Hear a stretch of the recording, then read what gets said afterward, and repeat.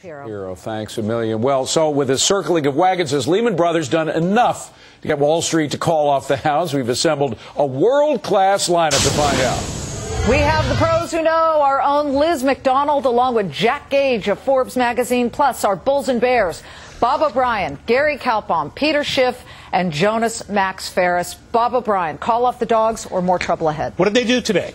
They did absolutely nothing that we didn't know coming in. They're writing down assets. They're going to try and move things into a separate publicly held company. They're going to try and sell part of the asset management, but no deal has been struck. We have no idea what the value of the Lehman Brothers is. They've done absolutely nothing today except reveal that losses amounted to twice as much as Wall Street. But, Jack, the good news is we're not hearing anything about a deal between Lehman and the government. Absolutely, yeah. You know, I think if I was Dick Fuld right now, I'd be waiting for a tap on my shoulder from Hank Paulson. So as long as that isn't happening, that sure is good news. And I think it also speaks to the fact that, you know, this company, Lehman Brothers, may be in better shape than people give it credit for. If it's not doing a deal at fire basement prices, there must be a reason for that. And whether it's they think they can get a better deal after slimming down their balance sheet for Neuberger Berman, or what the story is, that's something to consider. Liz McDonald, as Bob O'Brien said, what did we hear today that we didn't know yesterday, except maybe the dividend news, which I hadn't heard about before. But look, you know, there are people swirling around this, both supporting it and not supporting it. But what is the bottom line? The cash flow problem there. That's right, Liz. The cash flow problem is an issue, and why still pay a dividend when you need to raise a lot of capital? Liz, the big issue right now is that spin-off of the $25 billion to $30 billion of commercial real estate into that new company. The issue here is, can Lehman get the capital it needs to fund that new company? Some people say $8 billion it may need as a capital cushion for that. Lehman may still need to take an equity, it may need to put a capital infusion of its own money into that new unit, and if it does it above the 50% threshold, that could see more write-downs bleeding back onto its balance sheet. A surprising disclosure in the earnings conference call: future write-downs unlikely. I don't think so. Peter, without acting like a vulture here, because we don't, you know, there are people whose lives and livelihoods are at stake here. What do you think its future is? Lehman Brothers? Yeah. Well, I think they would go bankrupt, absent some type of government bailout. I think they have tens of billions of dollars of losses hidden in their balance sheet, maybe 50 billion or more. I think, I don't think anybody would buy them. I think anybody who buys Lehman risks going bankrupt based on inheriting all those liabilities. Unfortunately, though, the government is probably going to come in again and protect the creditors. They say no. Well, the creditors. I don't know about the shareholders, but they come and protect the creditors, which they shouldn't do. You can't have what they did with Fannie and Freddie. Yes, but you can't have a capitalistic system where you say to people that loan money, don't worry about the creditworthiness of the borrowers because we're going to pay you back, because you misallocate credit. Jonas, what aren't we talking about with Lehman that we should be focusing upon here? That they still do not fully understand how serious this real estate crash is, and that they're so invested in it, and they think it's going to somehow magically come back. To be honest, I was short Lehman until yesterday at 3:57 p.m., where I thought they were going to come out today and shake and get everybody to relax. Look what we're doing. The stock would go up $4 or $5. That didn't happen. The stock collapsed again at the end. I guess I should have stayed short. It's because they don't really have a solution to this problem. They should have been solving this months and months ago by raising money when their stock had some value. The lower it gets, the harder it's going to be to sell equity to get out of this.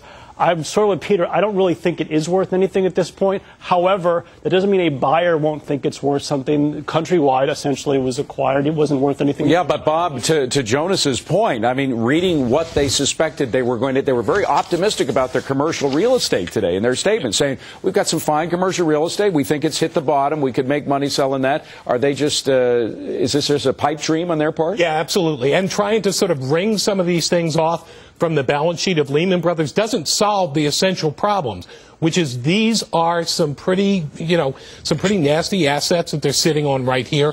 Separating them from the balance sheet somehow or other, trying to build a little bit of a Chinese wall, doesn't change the very nature of the problem that you're dealing with. And that's part of the problem here. Management is just simply not redressing the problems that are out there in the real estate holdings. Gary Kay, give us the Gary Kay spin on this one. Well, first thing is fill in the blank.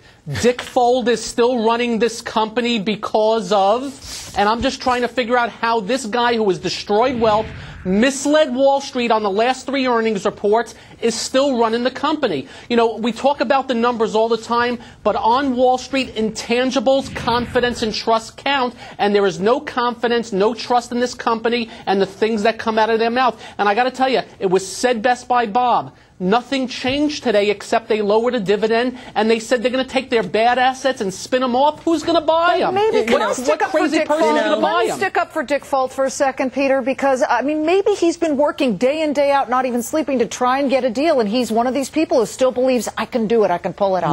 Liz, absolutely. If I could interject, I think that's absolutely on the money. I think you look at Dick Folt, this is a guy with a proven track record as a deal maker. The fact that we're saying that he... What? He destroyed the company. He couldn't see this coming.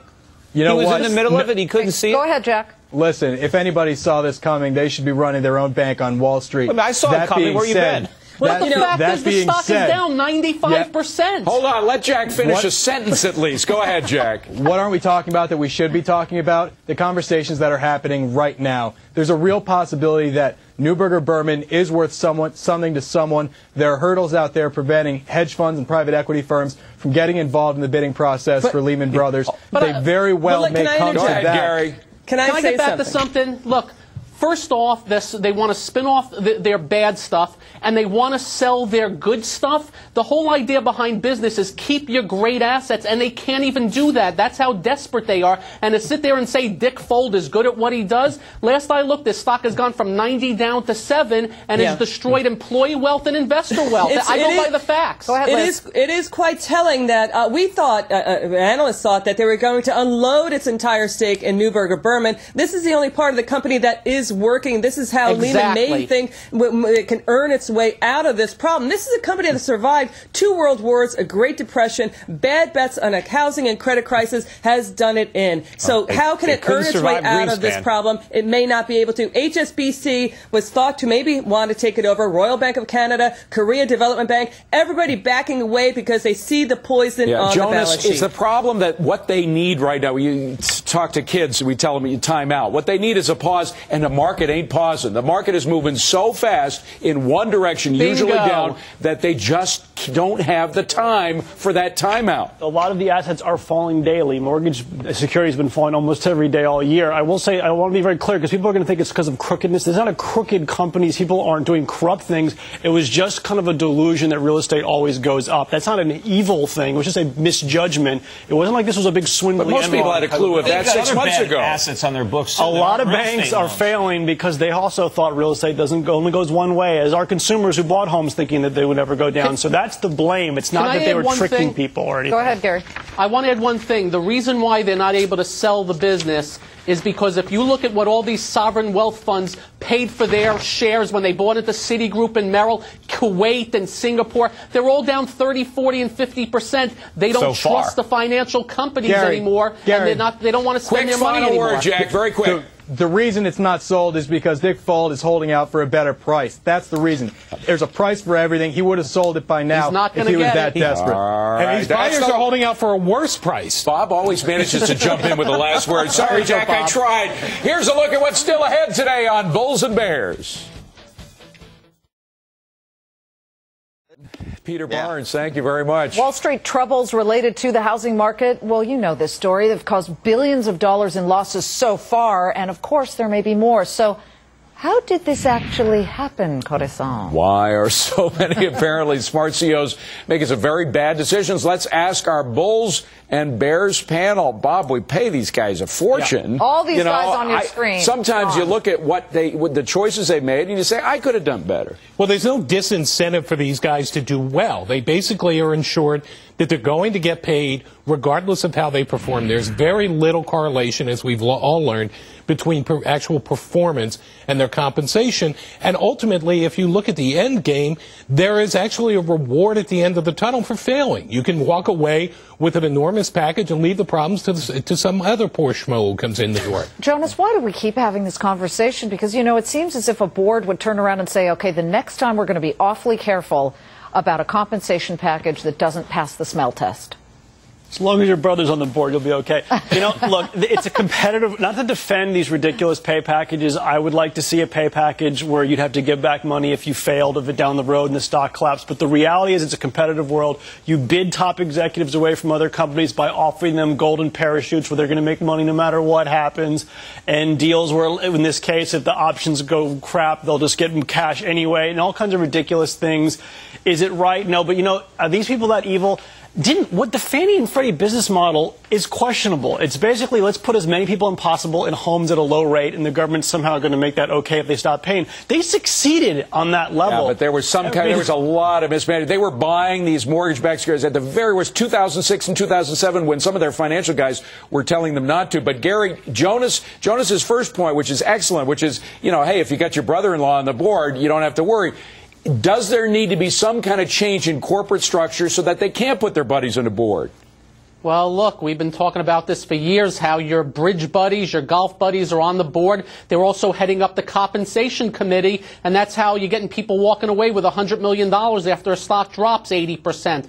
Look, the bottom line for me is I think what happens at a given point in time, these people are coming from Ivy League schools, they're running big corporations, they believe they're omnipotent and nothing bad can happen, and then they get hit with this. The other part of the equation is I just don't think they listen. You had Warren Buffett for years yelling and screaming at these guys that these derivatives were a ticking time bomb. And last I looked, Warren Buffett's kind of pretty smart investor, pretty smart guy. So they just believe their own things, didn't listen to anybody else, and look where it's got us. Of course. But Peter, case closed. It's a free market. Get as much money as you can in your compensation package. There are people who believe that. Well, the problem is these compensation packages rewarded short-term performance. When you have a lot of stock options, the incentives for management is what can I do to jack up the share price so I can cash in? So they take a lot of risk that ultimately bankrupts the company in the long run, but they don't care because they cash out in the short run. And unfortunately, the government follows the exact same model. All the government's doing with the bailout of Fannie and Freddie now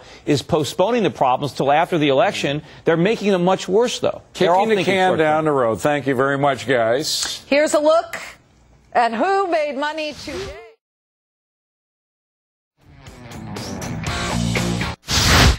We round out our show today with what you need to know. We start with Mr. Bob O'Brien. Liz, you know, one of the things that's keeping the banks from being rescued here is the inability of banks to consolidate, for stronger banks to be able to buy banks, because of a new accounting rule that came into place just this year that effectively makes it impossible, prohibitively expensive for one bank to buy another. This year we've had $5 billion worth of bank takeovers.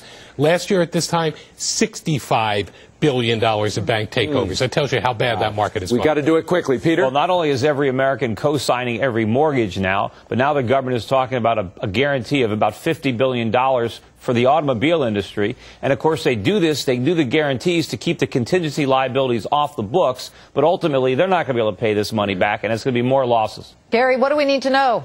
I'm just tired of the people blaming the short sellers for all their stocks dropping. They didn't complain when the short sellers were covering while it was a bull market. The latest Steve Jobs comes out and says the short sellers are hurting his stock, betting that his health is bad. The fact of the matter is Apple stock is going down because earnings and sales are decelerating. That's the issue. David Einhorn is on the phone for you. He wants to congratulate that last one. What do you have, Jonas, quickly? Don't lock your heating oil this winter. They're going much lower heating oil prices. Really? As are all commodities. That bubble has still got a lot to let air out of the bag, so do not lock at $4.50 or $5, whatever ridiculous price you're being offered. Wait, pay cash. And that gas is coming down, too. All very right, thanks, good advice. Thank you, folks. It is time to get happy. We're talking about Happy Hour with your hosts Rebecca and Cody, live from the Bull and Bear Bar in Manhattan. Have a great Thursday.